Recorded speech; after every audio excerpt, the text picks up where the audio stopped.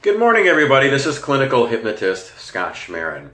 Everybody talks about trauma, anxiety, and stress, but do we ever really talk about what are its origins and where does it come from, and how do the mechanics work inside of your mind? And once you know how the mechanics work inside of your mind, you can begin to change those things, and you can begin to not only manage stress, but prevent stress and anxiety, overcome trauma, and all the other things you want to get rid of in your life that you don't know why are there or how to control them. Well, we have an alarm system built into our brain, and it is called the amygdala. And the amygdala is the security system for your mind. It's what keeps you safe. It's been developed by Mother Nature over the centuries to do a great job. The problem is we live in a world now where your alarm system is always being activated. And we have to learn how to deactivate it, and let's talk about what happens. So imagine this is the amygdala of your mind. And everything is calm and relaxed, and the amygdala is nice and relaxed, and all of a sudden you're walking down the street, and you hear a car backfire, and you hear boom, and your amygdala pops open wide like this. It starts to release some adrenaline and some cortisol, which cortisol is the stress hormone, and you go, oh my God, there's a gunshot. And then, of course, you turn around. There's nothing there. You see it's just a car backfiring, and your amygdala goes, okay, I can relax now. And your amygdala goes back to where it was, and you start to function normally again. Now, that system works fine, and when you're in a stressful situation, it heightens your sense by, again, popping out in a stressful situation where you need to be more alert. Maybe you're going to need to run, maybe you're going to need to fight, and again, as everybody knows, you're inducing that fight or flight syndrome. But here's when it becomes a problem. So let's say you're in a high-rise building and you're in an elevator. And you're going in the elevator and the elevator gets stuck. Boom, amygdala pops out. Now you're starting to think, okay, I'm stuck in the elevator. You pull out the security phone to call for help and there's no answer. Now more adrenaline, more cortisol is being dumped into your brain and into your body. And now the imaginary part of your mind, that Stephen King part of your brain, starts thinking about all the horrible, terrible things that could happen to you on this elevator. Oh my God, if nobody finds us, we could die of dehydration. Or you start to hearing little creaks and go, oh my God, what if the cable breaks and we crash and burn? And now your amygdala is pulsating and it's dumping loads and loads of cortisol and adrenaline, and you're all hopped up and nothing's happening. And you start thinking about these fears, you became more frightened, and then the fear becomes associated to the elevator and it pops inside your amygdala and it gets stuck. There's actually a chemical for it that I can't even pronounce the name for, and that fear gets stuck. And then you think about dying and that gets stuck. And then all of a sudden the elevator moves and the danger's gone. And what happens is your amygdala shrinks down now, but that fear is stuck inside. And now your amygdala doesn't go back to a relaxed state. It's still producing low amounts of cortisol and adrenaline.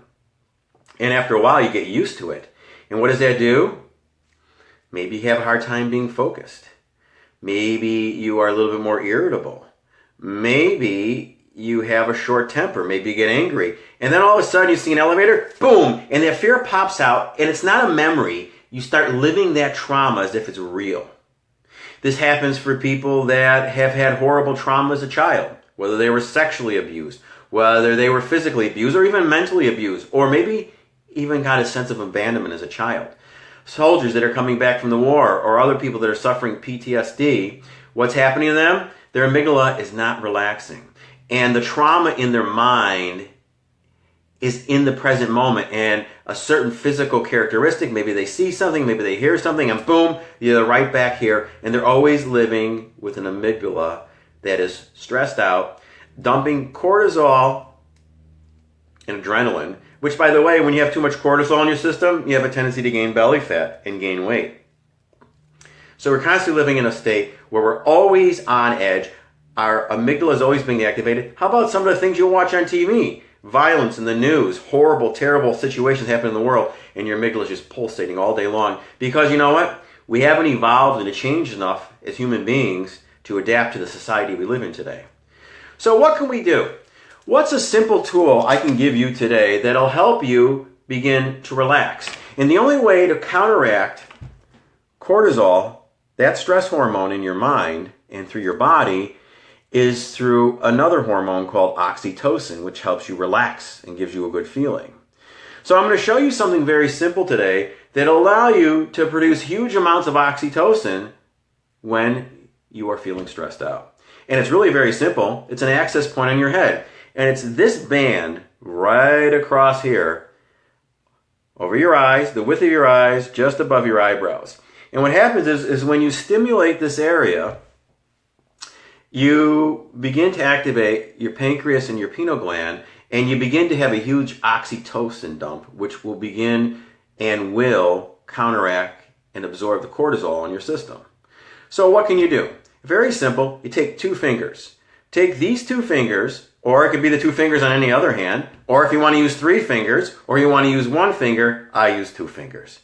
And simply begin to trace what I would call the sign for affinity, that sidewards 8. It's actually called a Lammenskate. And just trace it over your forehead.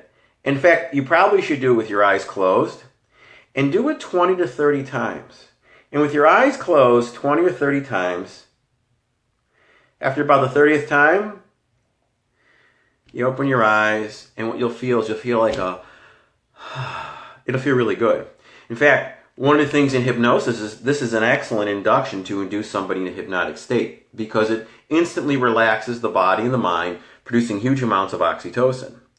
So I want you to think about this today. If you're having a stressful moment, your amygdala has been activated, you're feeling on edge, maybe you're a little antsy, maybe you're a little stressed out, take a couple fingers and just trace this Lammenskate figure, which is the sideways figure 8, the infinity sign, over the width of your eyes, above your eyebrows, and close your eyes and do it 20, 30 times. You got to do it 40 times, do it 40 times. And then just notice how good you feel after you do it. So that's my tip for you today. I hope you have an amazing day, and if there's anything I can do to help you, just let me know.